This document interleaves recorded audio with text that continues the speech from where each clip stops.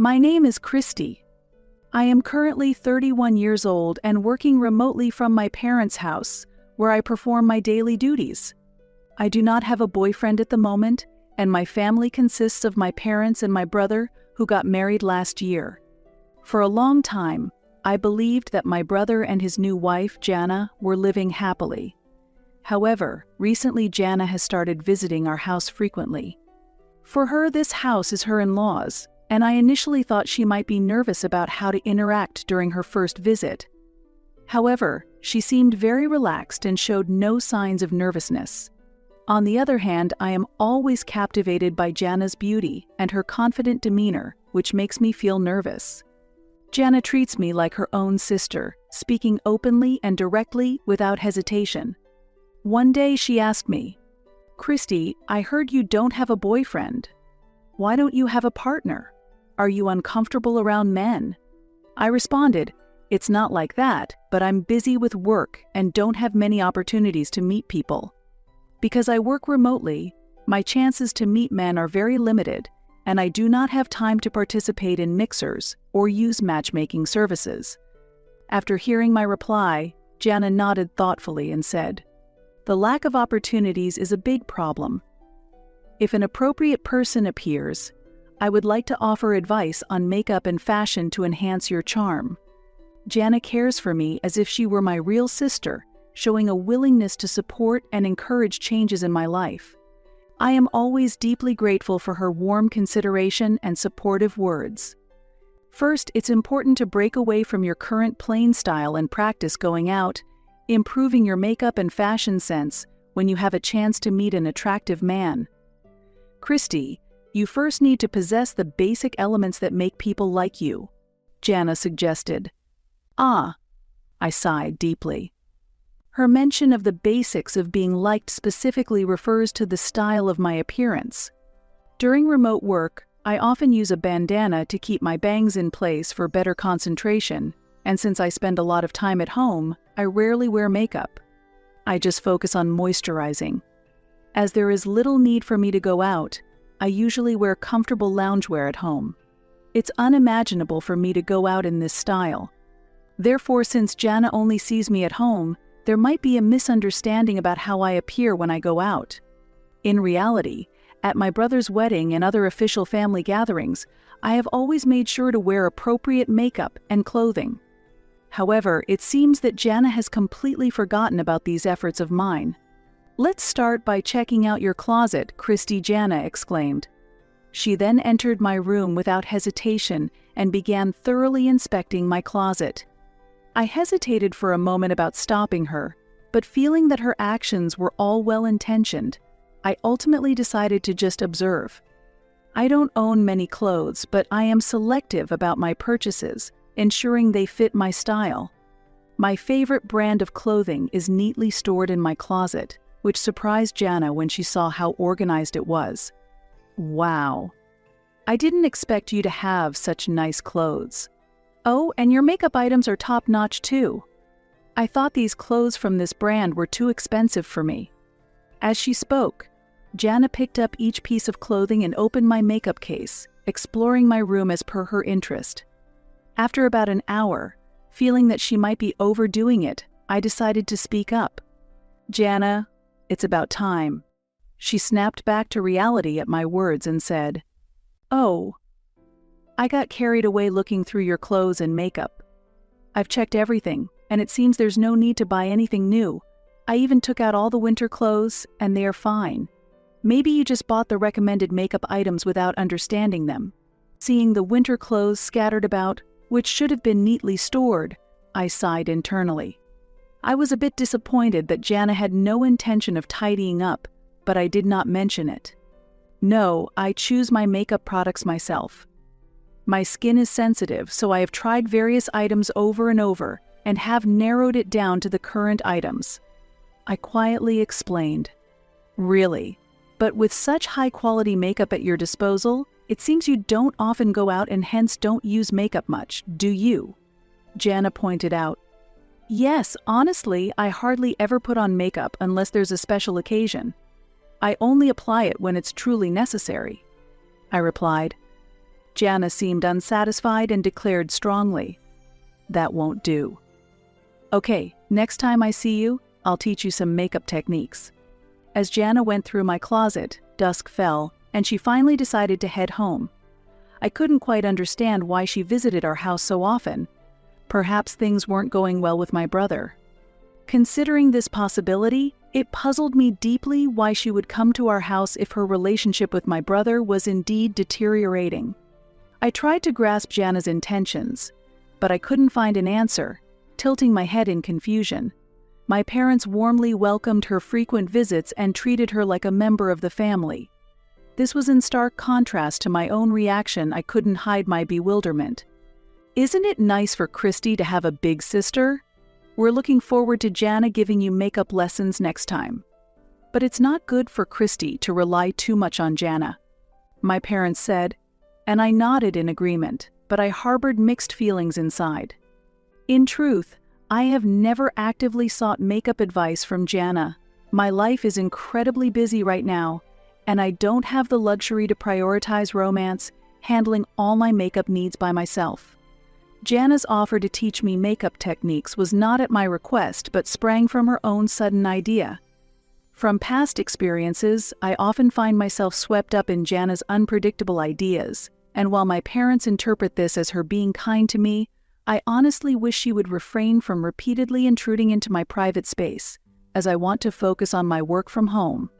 Yet, I can't outright reject her because her actions are well-intentioned, and it's difficult to raise this issue with my parents, who are welcoming toward her. With these heavy thoughts, I returned to my room. As I neatly folded and put away the winter clothes that Jana had scattered, a realization struck me. "Wait, where is my favorite sweater?" I muttered to myself. A particularly cherished sweater was missing. I had no memory of discarding that sweater. Whenever I bought new clothes, I responsibly disposed of the ones I no longer needed, so I always had a perfect understanding of what was in my closet. As far as I remember, I had never parted with that favorite piece of winter clothing. In fact, it was purchased just last year and still looked nearly new. Therefore, I had stored my clothes properly in the closet. The last time that closet was opened was actually today, when Jana was rummaging through my room. During that time, I went to the living room to ask my parents to prepare some warm tea and snacks for Jana, leaving her alone for a while. Since I saw her bringing her bag into my room, if she had hidden something in it, there would be a reasonable explanation for her actions.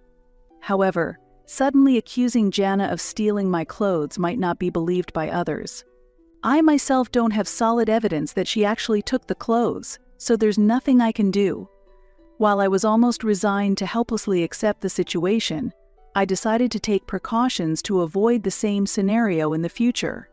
Anticipating her next visit, I purchased a security item.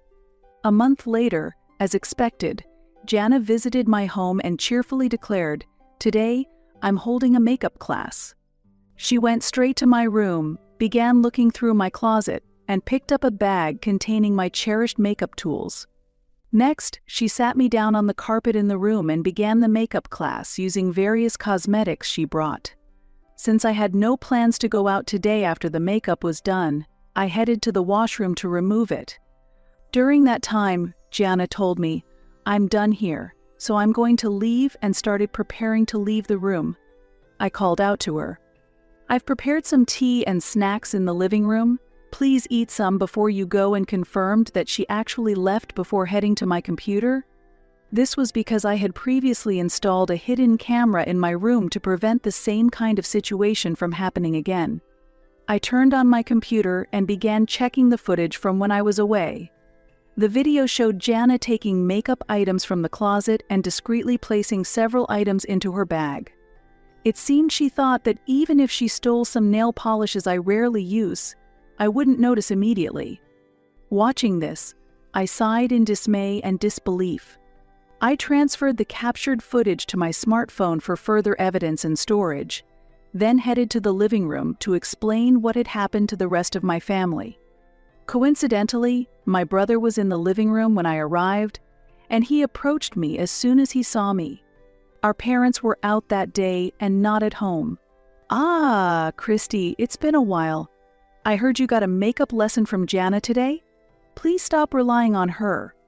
You're the reason she feels compelled to come here, my brother said. I was surprised and responded, "What?" I don't recall ever asking Jana for help, and I know her visits aren't at my request unable to hide my confusion. I had just discovered that makeup items were stolen, and my anger towards Jana was rising. Yet my irritation only grew as my brother spoke as if I had been begging Jana to come. Bro, I never asked Jana to come here. The makeup lesson was her own idea, I countered. He snapped back, "What are you talking about?" Jana has been trying hard to help you get yourself together because you're a mess. Me, a mess.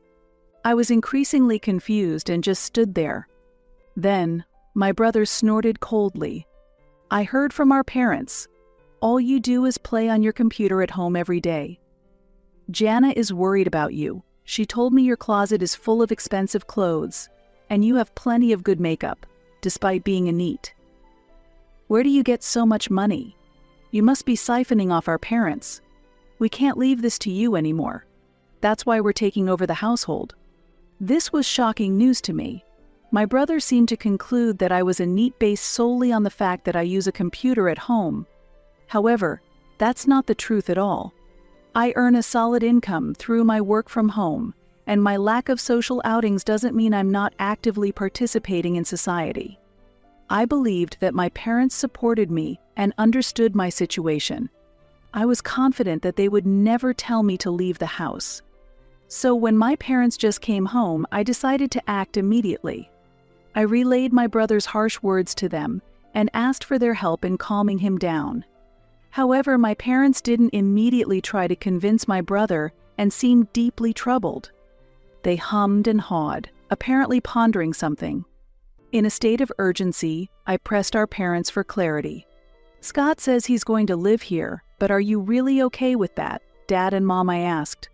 Dad quietly responded, "Well, if Scott wants to live here, I see no reason to object."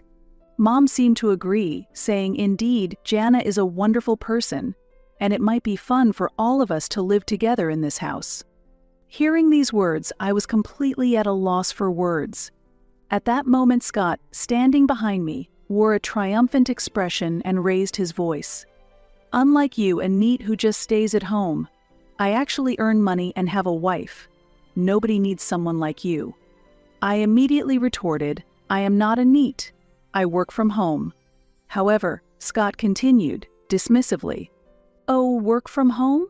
That's what pathetic people who have dropped out of society do. It's not much different from being a NEET." His words further disheartened me, and I was pained by the deepening rift within our family. His understanding of work from home is mistaken. Many companies nowadays endorse remote work, and plenty of people are fully employed and earning from it. While I am not directly employed by a company, that does not diminish my value. Still, being looked down upon as a NEET by my brother is unpleasant. "All right, the NEET who works from home, pack your stuff and leave," he said. In this situation, both Dad and Mom looked at me and Scott alternately, saying things like, "What to do and we shouldn't interfere anymore," showing their reluctance. It's truly a disheartening situation. Perhaps everyone is charmed by Jana's good nature. Maybe Jana and Scott have talked about how fun it would be to spend more time together if they have children in the future. Compared to me, who doesn't have a partner, the married Scott is more likely to provide our parents with grandchildren. If it comes down to choosing between grandchildren and me, our parents would choose grandchildren. I can't be sure of our parents' true feelings, but it was clear that there was no place for me in this house. Yet, I shed no tears. In the current situation, it's clear that I am at an advantage. Understood. I'll take the furniture and appliances with me, I said, and Scott looked surprised. Jana reacted the same as Scott. "How did a NEET like you afford furniture and appliances?" Scott asked. "Check with Dad and Mom." "The furniture and appliances we got after you moved out were all paid for by me," I responded. After that, I left the room to pack my things and contact some acquaintances. Once I had left, Scott immediately asked our parents, "Can you believe that such a NEET managed to get all that furniture and appliances?" It seemed our parents hadn't grasped the entire situation yet, and with a smile they said, "If Christy is called a NEET, then since you are earning more, Scott, we can buy new furniture and appliances if hers are gone, right?" They also mentioned, "I do want a new massage chair, but Christy called it a waste and opposed buying it." My parents have always been optimistic, and I think they are not worried because Scott, who works at a company, earns well enough even after I leave this house. In fact, Dad tends to spend more than I earn, and I have been paying the property taxes on this house for a long time. They probably hadn't told Scott that fact. Our parents are the type not to share their disadvantages with others. Even as Scott repeatedly brought up money issues, our parents only responded with a laugh. "We're at ease because you are here, Scott." I watched this exchange from the stairs while simultaneously making calls for my moving preparations. The next day, I was set to move my furniture and belongings to an apartment I had previously chosen. I had asked several acquaintances to help with the move, and everything was planned to proceed smoothly. Scott and Jana were deep in conversation with our parents late into the night, but it seemed they were having difficulty connecting. Meanwhile, I took a brief nap and packed my belongings into boxes. The next day, with the help of my friends, packing was completed and the movers arrived. Fortunately, a friend of mine owns the moving company, and since it was a slow period for moves, it was very helpful. As furniture and appliances were being moved out of the house, Scott and Jana looked stunned. I asked the movers to do a final check of the house, and after confirmation, the truck departed for my new home. "Ms. Christie, shall we head to your new place? I'm sorry for suddenly asking you to help with the move." "Don't mention it. When you said you wanted to set up a new writing environment, I promised to help. It's no trouble at all." "Writing?" Up until then, Jana, who had been silent in surprise, suddenly spoke to me. "Yes, I am actually a novelist. This man here is my editor. I've been planning to move out of my parents' house for a long time to create a better environment for writing. Someone would enter my room without permission and take my clothes and makeup. I wanted to move out sooner. But I couldn't because I was paying the property taxes on this house. That's when Scott and you came and started saying you would live here. I'm so grateful you are here to take care of our parents who love gambling. I don't plan to tell you all where my new place is. I can't stand the thought of a thieving sister-in-law coming over.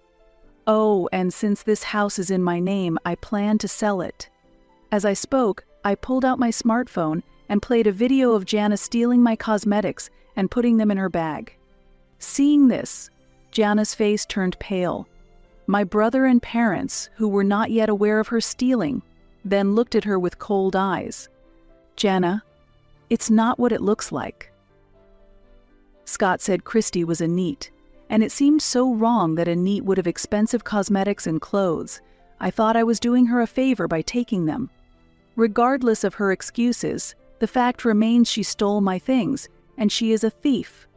I shrugged and said, "Well, this is a good moment to cut ties with everyone." After that, I got into the car driven by my editor. Just before leaving the family home, Scott and Jana were arguing with our parents. If they started fighting in front of the house, the neighbors would surely intervene. I blocked all their numbers on my smartphone to ensure I wouldn't be involved anymore. Months later, during a book signing event, a gaunt Jana showed up with the clothes and nail polish she had stolen from me. "I'm sorry." "I need help," she said. But I responded, "I'm sorry, but I don't know someone like you." Without taking back the clothes or nail polish, I left the scene. According to acquaintances, after the house was sold, my parents' brother and Jana started living together. However, my parents continued their wasteful spending just as they did when I was around. As a result, it seems Scott has stopped providing financial support since his income alone wasn't enough to sustain them. I heard that my parents suddenly became aggressive and started taking it out on Jana and Scott. Jana also started working to support their living, and she is so busy that she hardly has any time to rest, making the idea of having children unthinkable. Since I am no longer involved, I occasionally hear about their situation while I focus on my writing quietly at my new home.